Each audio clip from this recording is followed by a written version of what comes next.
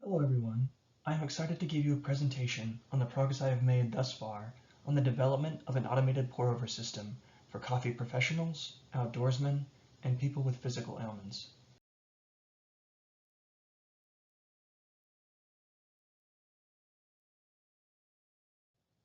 A pour-over is a method of making coffee in which hot water is slowly and manually poured over ground coffee, allowing the coffee product to drip through. The process requires about 6 unique components with some variation in the amount of scales used, whether the pour-over body is in 2 pieces or 1, and whether the coffee is pre-ground or must be ground by the user. The gooseneck kettle is used to limit the flow of water poured over the beans and to keep a consistent flow through. Coffee scales are used to both measure out a precise weight of coffee beans in and coffee product out, and this ratio plays a role in ultimately how the coffee tastes and smells at the end of the process. The pour-over body houses the coffee output, as well as the filter and coffee bean input. And finally, the burr grinder is a specialized grinder that grinds up coffee beans to a specific size, such that the size of the grains of ground coffee input into the pour-over are uniform, and thus result in a consistent and repeatable flavor.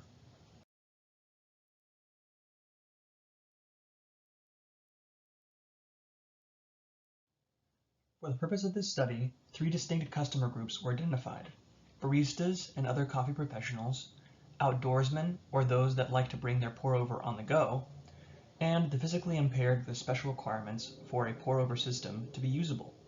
In this case, able-bodied home users was used as a catch-all for people not encapsulated in the scopes of the other groups. Each of the 3 groups has their own issues with the pour-over system as it currently stands. For baristas who are in general working in a cafe setting, pour-overs pose a hurdle for them in their productivity and drink input-output efficiency. Where they may spend a fraction of a minute on a latte or cappuccino, pour-overs take about 3 minutes in total, with a large amount of constant attention that prevents them from doing multiple things at once. For outdoorsmen, all of the peripherals required to make a pour-over are A, heavy, B, take up a lot of space, and C, are not well suited for the outdoors, in that they are fragile and cannot be used in all of the settings that the outdoor may present, such as uneven ground or inclement weather. For the physically impaired, the precise touch required to make a pour-over, specifically the pouring over action, may be difficult or impossible to perform consistently. These specific examples together pose a serious barrier to entry for those wanting to enjoy pour-over coffee, for different reasons that will be addressed in the rest of this presentation.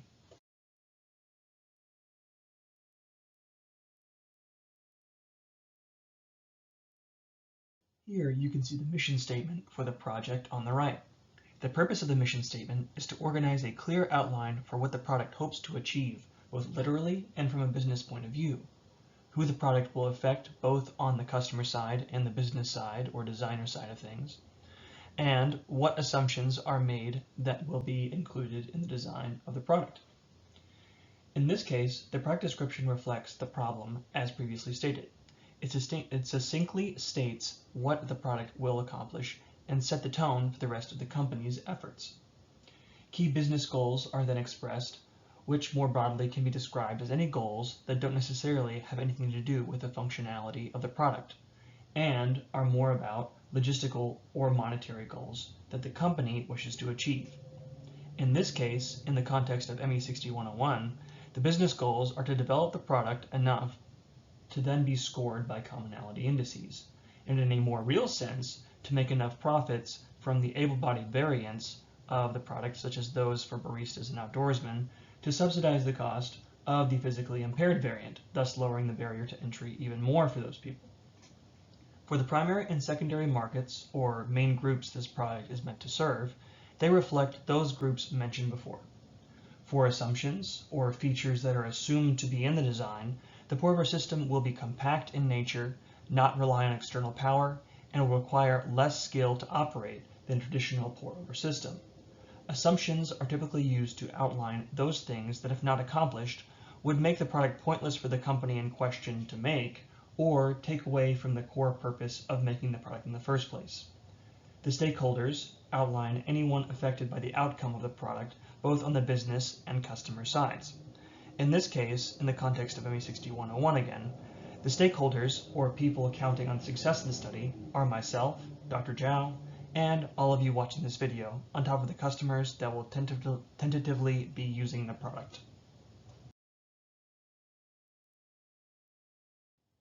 Customer needs can be gathered in a variety of ways through surveys, focus groups, and random samples. Optimally, they are gathered from the populations of interest in a setting that would tentatively use the product being developed, as this may bring up needs not thought about out of context.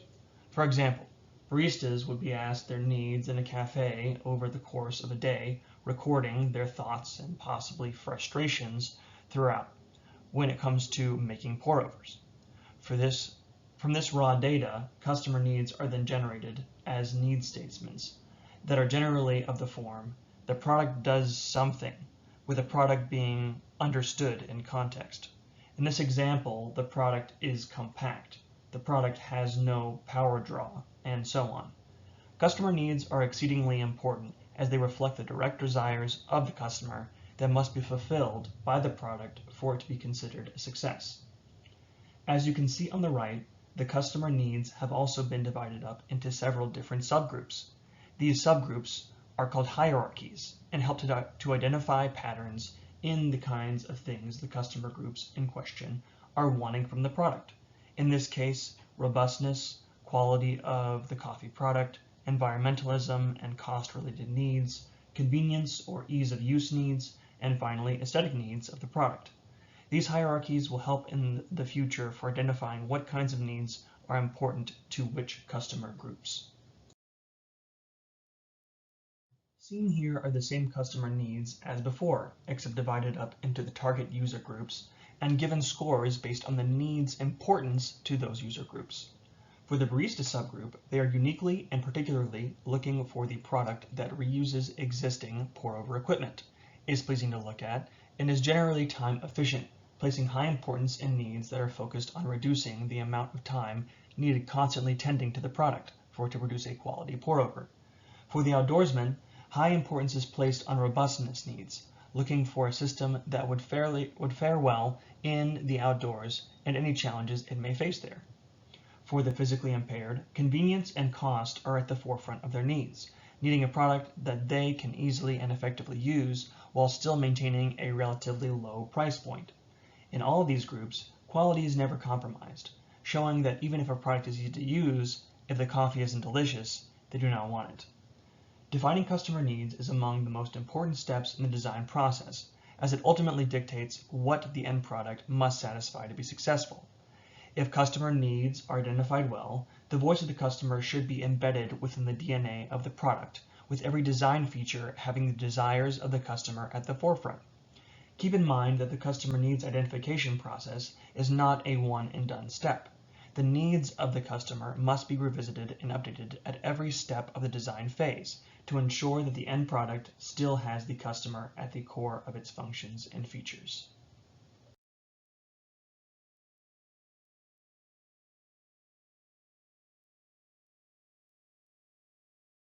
With the customer needs gathered, the next step is to translate them into engineering metrics. Engineering metrics are essentially quantitative measurable representations of the customer needs. These metrics are important as they give concrete values to fulfill the design with, as opposed to some qualitative metric. Instead of the product must be cheap, we get the product must be X number of dollars, which is much less vague and thus easier to tell if it has been fulfilled.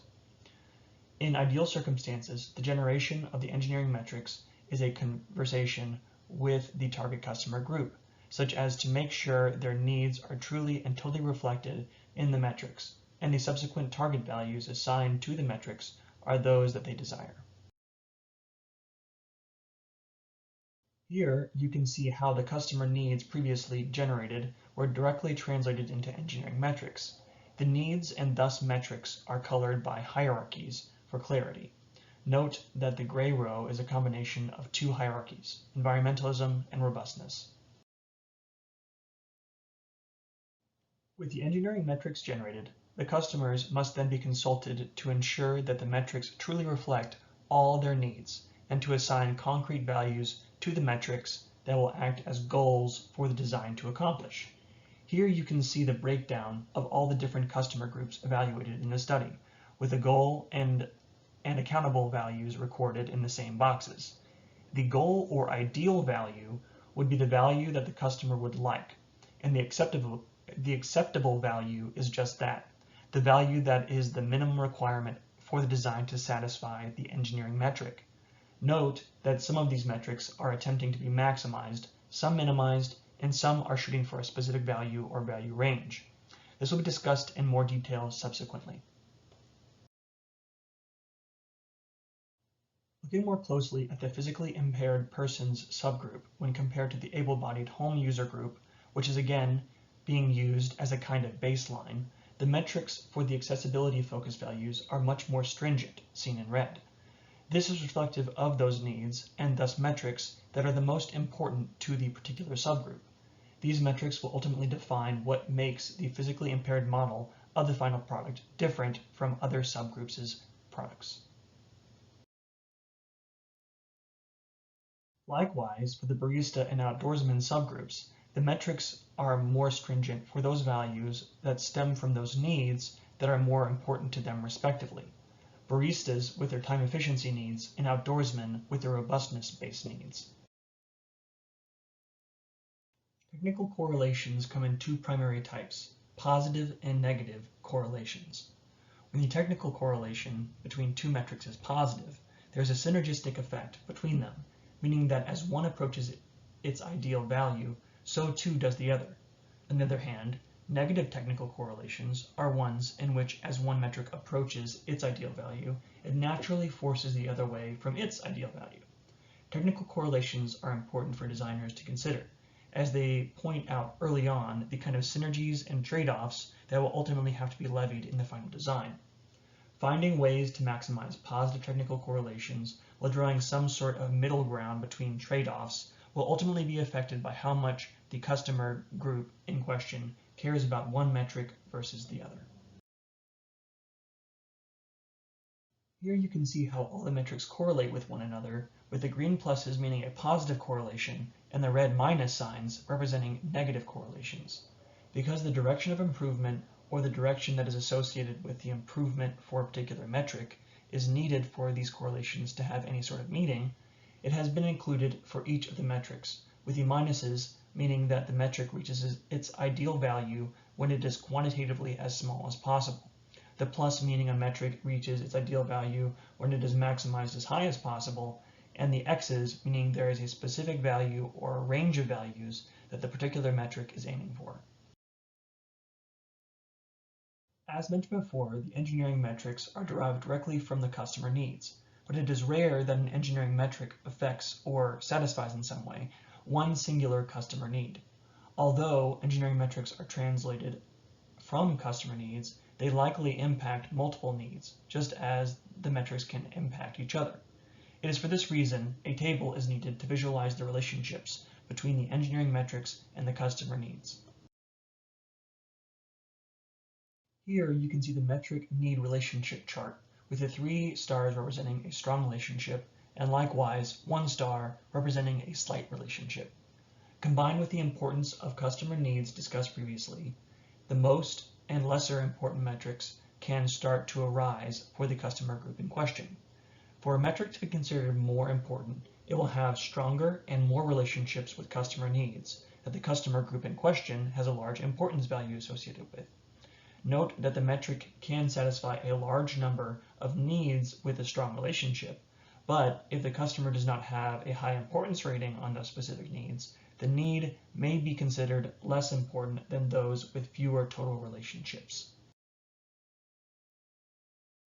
The assignment of technical importance to the different engineering metrics is the mathematical machinery behind what was just discussed. For a given metric, it is calculated by taking a normalized importance value or relative importance of a customer need, multiplying that value by a value associated with the relationship to the metric, and summing this value with those of all the other customer needs that have a relationship with the metric. Note that the specific relationship quantity in the context of this study is 1 for a weak relationship, 3 for a moderately strong relationship, and 9 for a strong relationship. And these values can vary from study to study, and more echelons associated. For example, 4 relationship strengths instead of 3 in some studies. Here you can see the results of the calculation for each of the metrics for the customer groups of interest. We can see the trend of the needs and subsequently metrics important to the different customer groups result in similar weights. Note that the relative importance is the value highlighted and is calculated in a similar way to that of the customer need relative importance, and is used to compare between different target customer groups, as the sum of the technical importance values may be different from group to group, but through normalization, the groups can be compared. All the tables in this section were combined to form 4 QFDs for the 3 customer groups of interest and the able-bodied home user control group, which can be viewed in the attached files and are simply too large to display in this presentation. But this section as a whole shows the strength of the QFD being able to encapsulate so much information in one chart. Note that these QFDs share customer needs, engineering metrics, and technical correlations, but have differing importance values for the customer needs that ultimately result in different target and final specifications and importance of the engineering metrics. This is not always the case. In other studies, and possibly with further customer interviews, unique needs and thus metrics will be present in one QFD, but not for all the customer groups.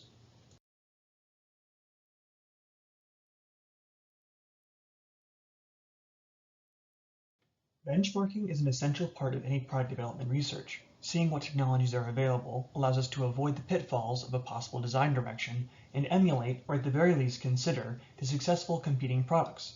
Benchmarking also convinces us that there is indeed a need for a product of the kind we're considering. If there is not one that exists already that fulfills every customer need, engineering metric, and even then fulfill them to the greatest degree. Any way that competing products can be improved spells an opportunity for the current design process. In context, 3 primary groups were identified: robotic pour-overs with a great swath of features but very expensive and rely on wall power, rugged pour-overs built for hiking and outdoors but without any accessibility features, and products with accessibility features but with either quality or other key features missing. Here you can see the representatives from the different groups stack up against the customer needs developed, with the feature abundant but expensive and stationary in green, the rugged but inaccessible in red, and the products closest to meeting the customer needs that fall short in a few key areas in yellow. Here you can see those same products charted against the engineering metrics with the known data input. From these charts together, the OXO pour-over coffee maker with water tank was identified as the strongest design alternative among the existing products, fulfilling most of the customer needs and engineering metrics, but mainly suffering from a lack of specialized models for the customer groups in this study. It was for this reason that the efforts were shifted to making suggestions on how a product family might be developed to address the gaps in the existing design.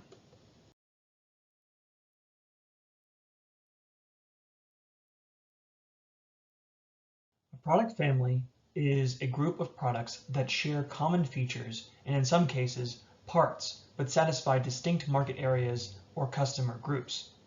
Horizontal leveraging is defined as the expansion of new functions or customer groups within a product family, whereas vertical leveraging can be defined by adding more customer choice, by increasing or reducing features that move the price point up or down, but still satisfy the same function or customer group. Here you can see what implementing both horizontal and vertical leveraging might look like, with features that specialize the base design to the specific customer groups of interest and the increase of opportunity for more customer choice. For horizontal leveraging, the barista subgroup could have a model that accentuates the cafe quality look of the product and adds the additional functionality of compatibility with already owned equipment. The physically impaired subgroup could have added features that make it more accessible, and the outdoorsman subgroup could have a model that is more compact, resistant to external forces, and has features that account for unideal terrain. For vertical leveraging, there are many possible routes, such as aesthetic or material customization options, including more peripherals with the product as the price point increases, or possibly bundling with other products made by the same company. Ultimately, with the appropriate leveraging, both vertically and horizontally, the single product can yield an entire product family that satisfies the specialized needs of each customer group of interest, while still maintaining the core functionality that relates all the variants together. The purpose of this study was to develop an idea from concept to identifying customer groups and metrics that can then be benchmarked against existing products to suggest either an entirely new product, or in this case, the construction of a product family to address the specific needs of the customer groups set forth, and ultimately fill a gap otherwise unserved in the market. There is much more work to be done on this venture before it is ready for market, including developing functional requirements and subsequently design parameters that will then be evaluated using the independence axiom, and, of course, much more in further evaluating the product family utilizing commonality indices. But this sets the groundwork for a project that does show great promise and is not being fully addressed by the products currently out there in the market.